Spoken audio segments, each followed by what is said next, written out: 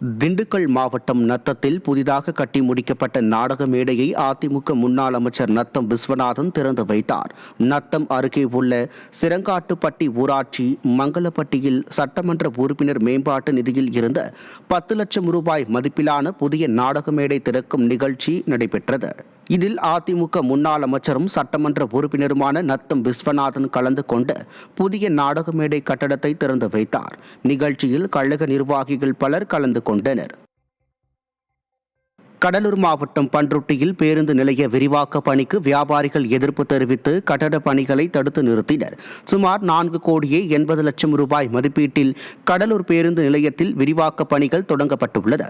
இதற்காக இரவோடு இரவாக பேருந்து நிலையத்தில் இரும்பு தடுப்பு வேலிகளை அமைத்து பணியாளர்கள் தொழிலில் ஈடுபட்டனர். இதனால் பேருந்து நிலையத்திற்குள் உள்ள கடைகள் பெரிதும் பாதிக்கப்படுவதாக குற்றம் சாட்டி வியாபாரிகள் தடுப்பு வேலிகள் அமைக்கும் பணிக்கு எதிர்ப்பு தெரிவித்து ஜேசிபி வாகனத்தை முற்றுகை மறியலில் ஈடுபட்டனர். செங்கல்பட்டு மாவட்டம் சிங்கப்பெருமாள் கோவில் ஸ்ரீபெரும்புதூர் மாநில நெடுஞ்சாலைகளில் குப்பைகள் அதிகளவில் கொட்டப்படுவதாக குற்றச்சாட்டு எழுந்துள்ளது.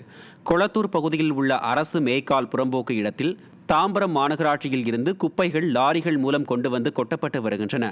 குப்பைகளை கொட்டிவிட்டு செல்லும் லாரிகளில் மீதமுள்ள குப்பைகளை ஓட்டுநர்கள் நெடுஞ்சாலையிலும் கொட்டுவதாக கூறப்படுகிறது. சாலையில் குப்பை மற்றும் மணல் திட்டுகள் அதிக அளவில் காணப்படுவதால் சாலை விபத்துகள் அடிக்கடி நடைபெறுவதாக கூறும் பொதுமக்கள் இதில் மாவட்ட நிர்வாகம் உரிய நடவடிக்கை எடுக்க வேண்டும் என வலியுறுத்தியுள்ளனர். திண்டுக்கல் மாவட்டம் நத்தம் பகுதியில் நடைபெற்ற வாரச்சந்தையில் 1 கோடி ரூபாய்க்கு மேல் ஆடுகள் விற்பனையானது.